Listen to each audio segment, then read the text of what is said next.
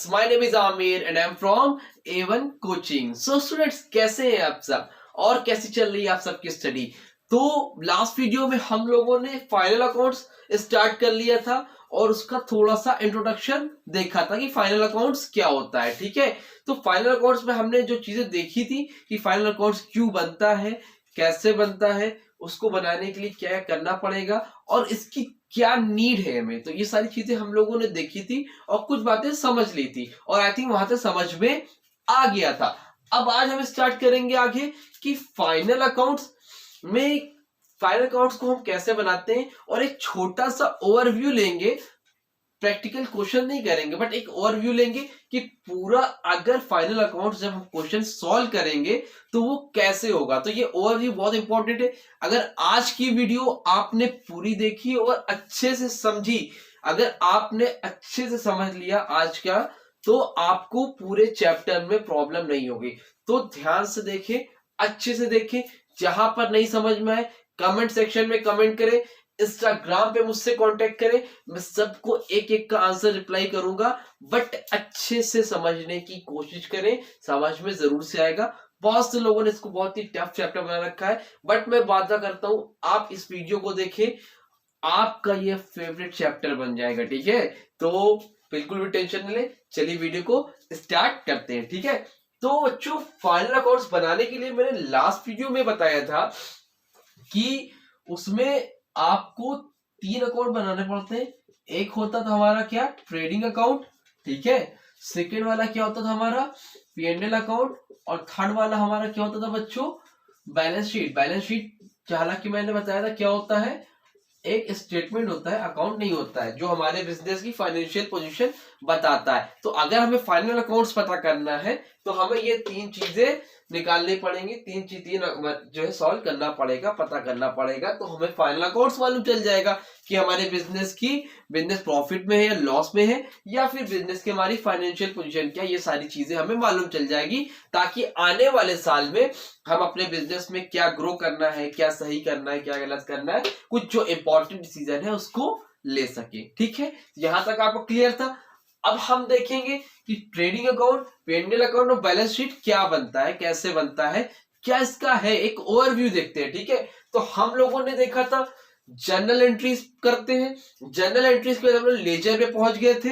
यहाँ पे लिख देता हूं, अगर जो लोग ने लास्ट वीडियो नहीं देखी भैया वो एक बार जाके उस वीडियो को देख ले। ठीक है, जर्नल के बाद बताया था मैंने लेजर में पोस्टिंग करते हैं और लेजर के बाद मैंने बताया था ट्रायल बैलेंस। तो ट्रायल बैलेंस हम लोग क्या हुए थे, रुक गए थे। ट्रायल बैलेंस तक तो हम लोगों ने किया। अब इसके बाद बनेगा फाइनल अकाउंट। फाइनल अकाउंट में 3 चीजें बनेगी, trading account, P&L account, balance sheet. चलिए चल के देखते हैं कि ये कैसे बनता है। ठीक है, तो इसको मैं बच्चों भी रफ कर रहा हूं।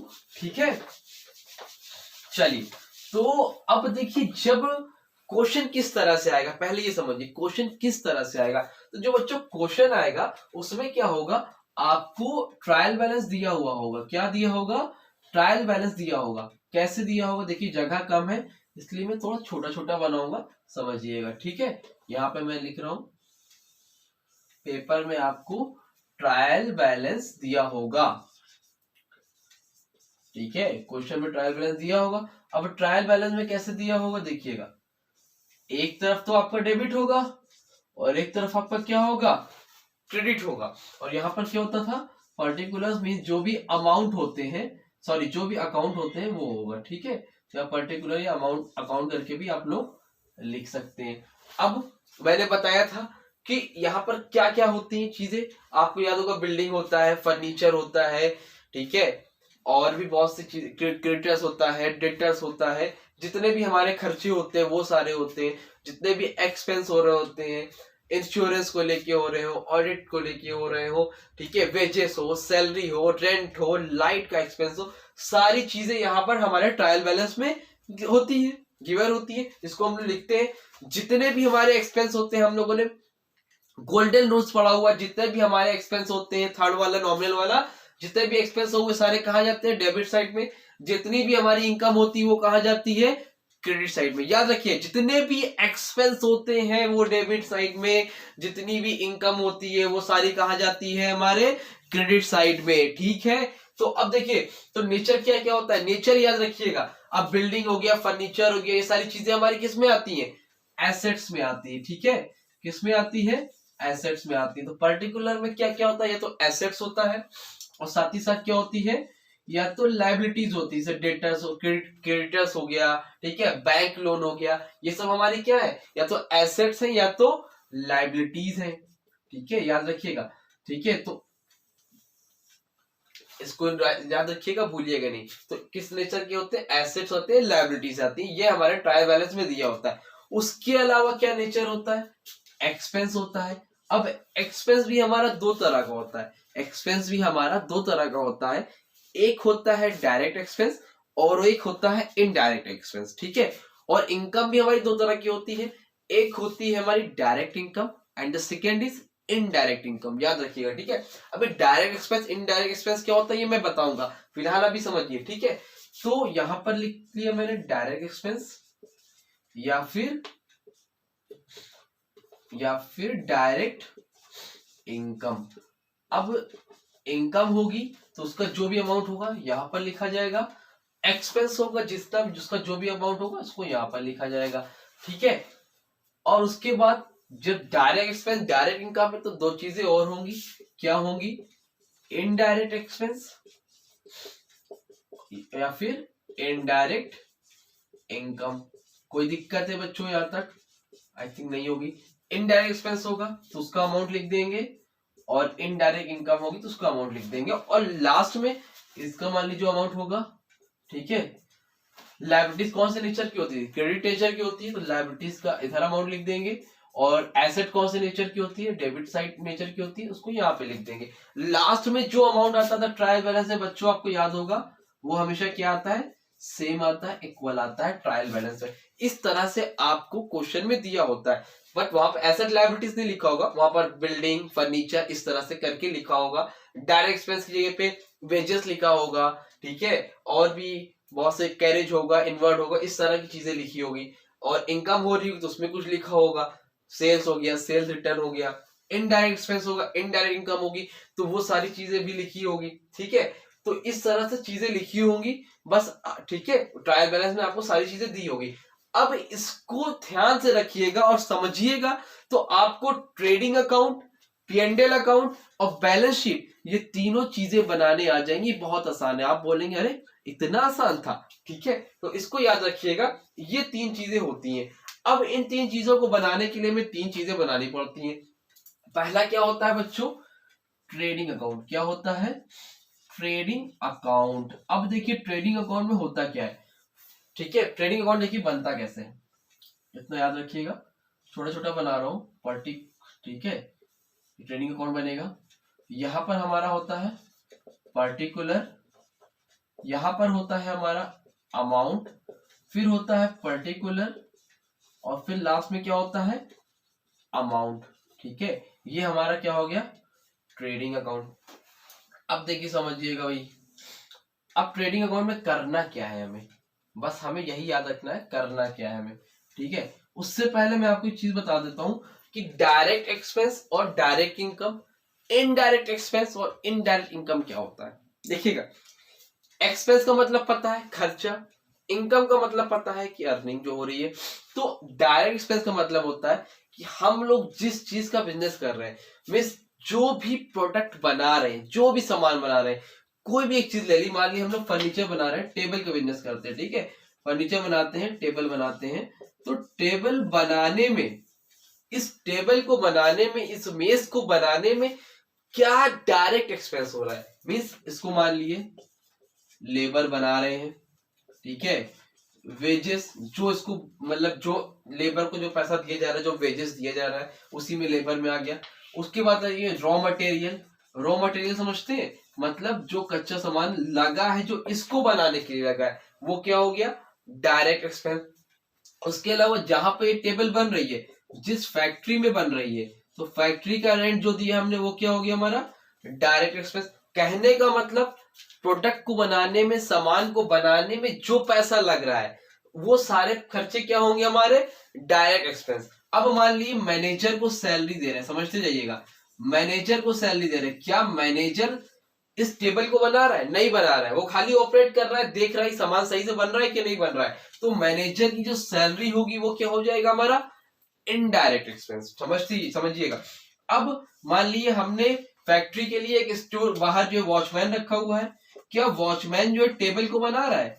क्या वॉचमैन टेबल बना रहा है? नहीं बना रहा है। तो वॉचमैन क्या हो जाएगा हमारा? Indirect expense. क्लियर हो रहा है? समझ में आ रहा है? तो जो इनडायरेक्टली खर्चा हो रहा है वो कौन सा हमारा? Indirect expense. जो डायरेक्ट खर्चा हो रहा है वो क्या है हमारा? Direct expense. उसी तरह direct income, indirect income. Table को बनाया, टेबल को बनाने में 500 रुपए लगा, ये कौन सा खर्चा हो गया? Direct expense.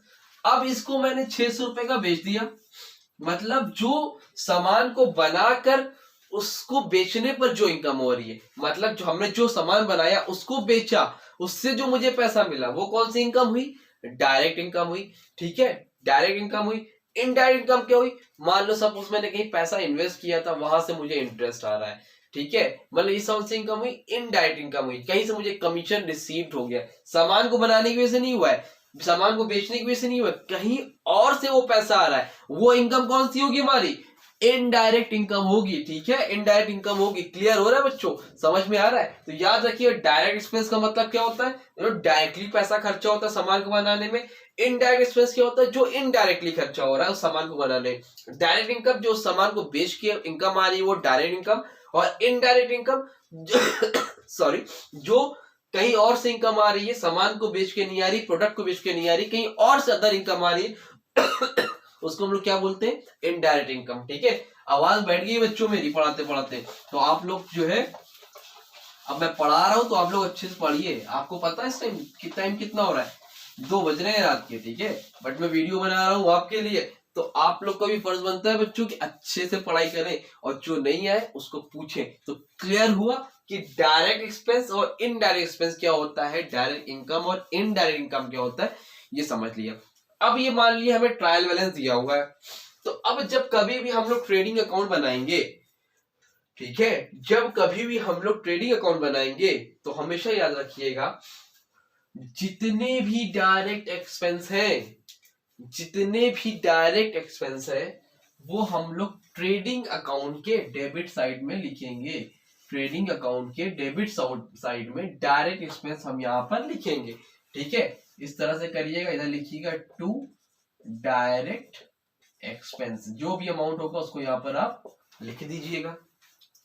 अब जितनी भी डायरेक्ट इनकम होगी उसको कहां लिखेंगे हम लोग?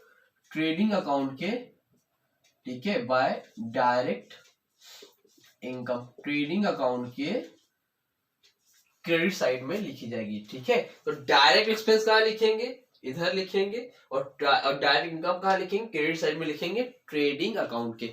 ठीक है, कोई डाउट तो नहीं बच्चों? यहां तक क्लियर है? यहां पर हम क्या कर देंगे?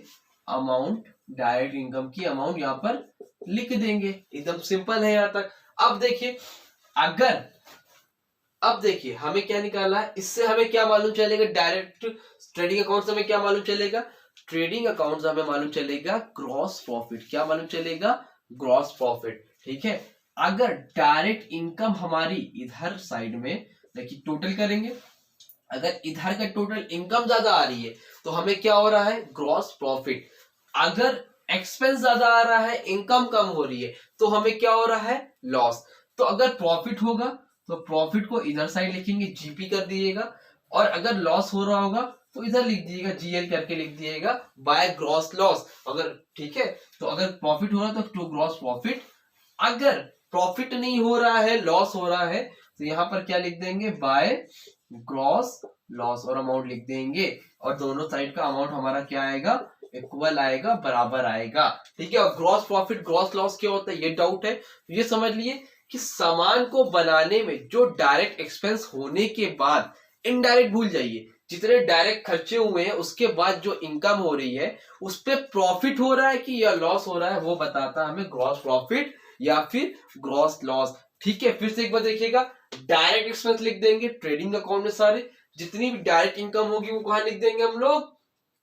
ट्रेडिंग अकाउंट के क्रेडिट साइड में। अगर डायरेक्ट इनकम ज्यादा आ रही है तो हमें ग्रॉस प्रॉफिट हो रहा है, अगर हमारा डायरेक्ट एक्सपेंस ज्यादा आ रहा है तो हमें क्या हो रहा है, ग्रॉस लॉस हो रहा है। और दोनों तरफ का अमाउंट क्या होना चाहिए, सेम बराबर करना है हमें। अगर इधर ज्यादा तो इधर बराबर कर देंगे, इधर ज्यादा तो इधर बराबर कर देंगे। बाकी जब क्वेश्चन होगा ना बच्चों तो और अच्छे से क्लियर हो जाएगा। अभी तो सिर्फ ओवरव्यू ले रहे हैं, ट्रेडिंग अकाउंट समझे, डायरेक्ट एक्सपेंस डायरेक्ट इनकम इधर लिखते जाइए, काम आपका होता जाएगा। अब आगे देखिए बच्चों, इनडायरेक्ट एक्सपेंस इनडायरेक्ट इनकम। अब ट्रेडिंग अकाउंट बना लिया ना आप लोगों ने, नेक्स्ट क्या बनेगा हमारा, पी एंड एल अकाउंट। क्या बनेगा हमारा, पी एंड एल अकाउंट। बस ठीक है, इसको पहले आप नोट करिए, बस तो मैं 10 सेकेंड के अंदर आया।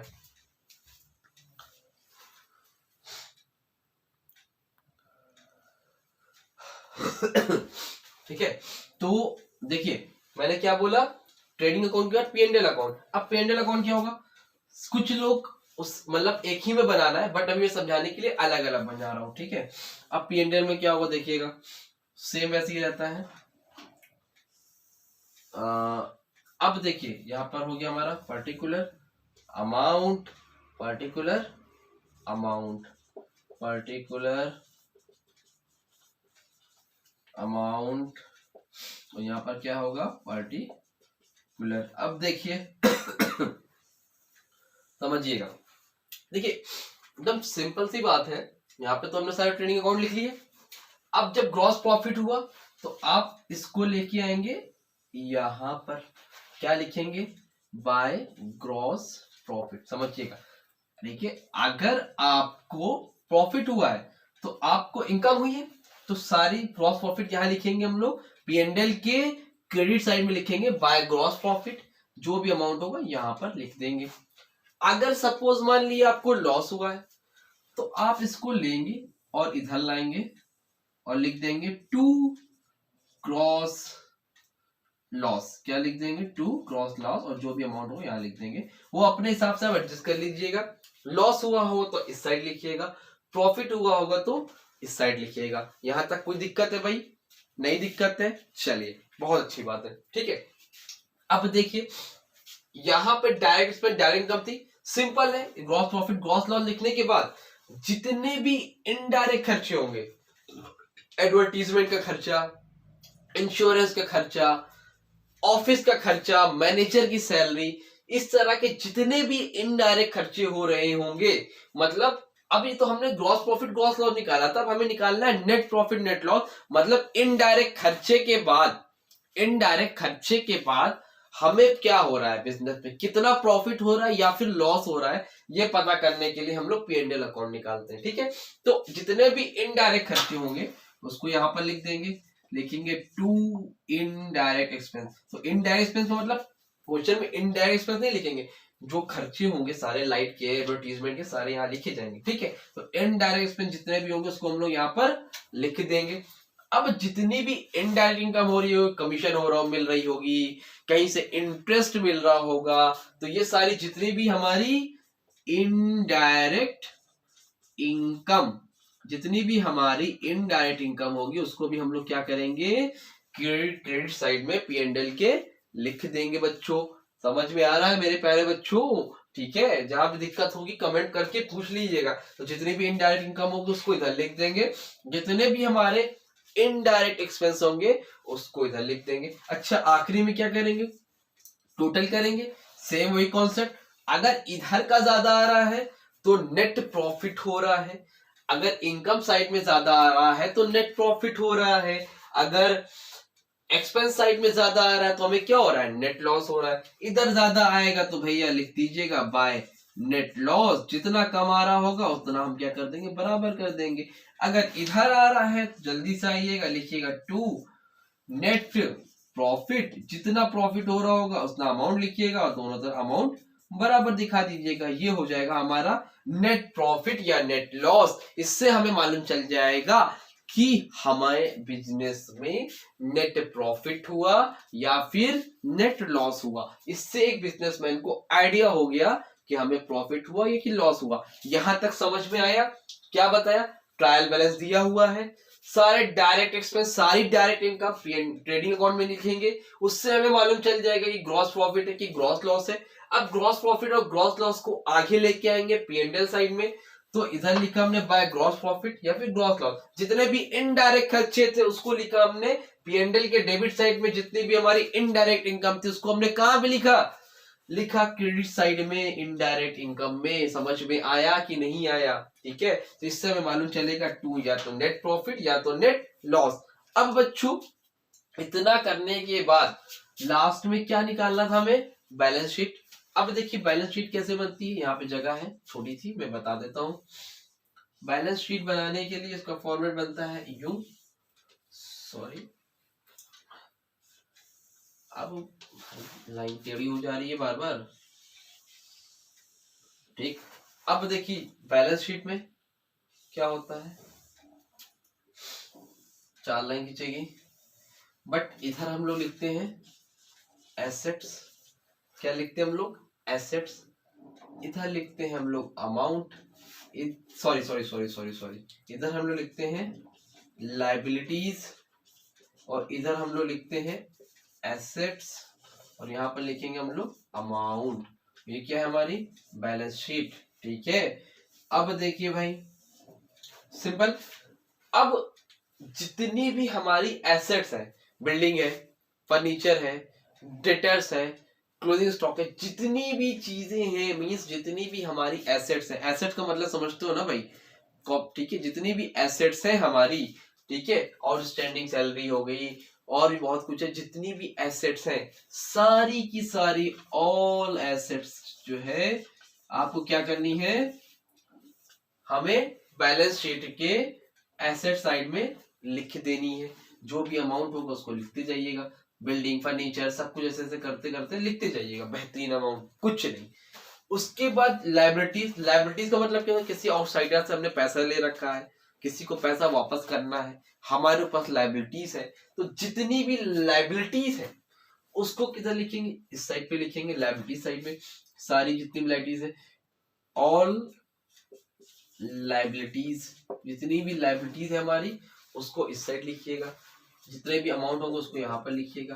अब जिस हमने सारी लाइबिलिटी लिख ली, क्रेडिटर्स हो गया, बैंक लोन हो गया, सब इधर लिख लिया। सारी एसेट्स एक तरफ, सारी की सारी लाइबिलिटीज हमारी एक तरफ, कोई दिक्कत नहीं है। ठीक है, तो अब आखिरी में जब आप लोग टोटल करेंगे तो लाइबिलिटी साइड का टोटल और एसेट साइड का टोटल क्या आना चाहिए? सेम आना चाहिए। ठीक है, क्या आना चाहिए? सेम आना चाहिए, क्योंकि हम लोग डबल एंट्री फॉलो करते हैं। ये सारी चीजें बराबर आई है तो यहाँ पर भी आंसर क्या होगा? मैच करेगा। और अगर मैच नहीं करता तो इसका मतलब कहीं पर भैया गड़बड़ हो गई है, आपको देखना पड़ेगा। और अगर टोटल कर रहा है तो इसका मतलब आपका आंसर एकदम क्या आया है? एक्यूरेट आया है, एकदम सही आया है। ठीक है, समझ में आ रहा है? तो और यहाँ पे क्या लिखे? सारी एसेट्स रहेगी, सारी लाइबिलिटीज रहेगी। एक बिजनेसमैन देख के समझ जाएगा उसके पास कितनी एसेट्स है, कितनी लाइबिलिटीज है। इन फ्यूचर वो अपना बिजनेस के लिए इंपॉर्टेंट डिसीजन ले सकता है। तो देखा कितना आसान है, सिंपल ट्रायल बैलेंस दिया रहेगा, सारे डायरेक्ट एक्सपेंस डायरेक्ट इनकम आपको ट्रेडिंग अकाउंट में लिखने हैं, ग्रॉस प्रॉफिट ग्रॉस लॉस मालूम चल जाएगा।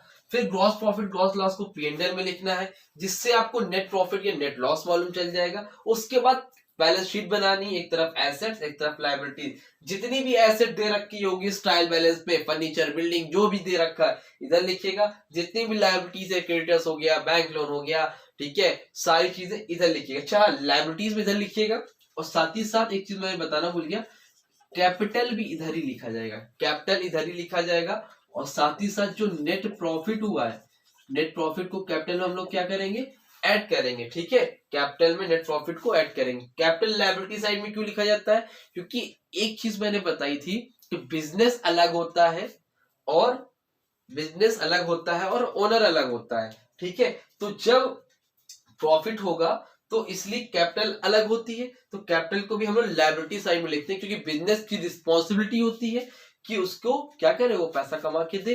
तो एक तरह से उसकी क्या है, वो लायबिलिटीज है, इसलिए कैपिटल को हम लोग लायबिलिटी साइड में लिखते हैं, भूलिएगा नहीं। ठीक है, और उसमें नेट प्रॉफिट को ऐड करते हैं, जो भी टोटल वगैरह आएगा हमेशा इधर साइड का और इधर साइड का बैलेंस क्या आएगा? मैच कर जाएगा। ठीक है, समझ में आया? चलो ठीक है, तो इसको देखिएगा, एटलीस्ट इस वीडियो को एक नहीं 2 बार 3 बार देखिएगा। इसको समझ लिया अच्छे से तो फिर आगे जो चैप्टर में क्वेश्चन कराऊंगा बड़ा इजी लगेगा, दिक्कत नहीं होगी। ठीक है, तो जरूरी है कि आप इस वीडियो को एक बार देखें, समझें, ना समझ में आए तो पूछें। ठीक है, और मिलते हैं अपनी नेक्स्ट वीडियो में, तब तक के लिए थैंक यू सो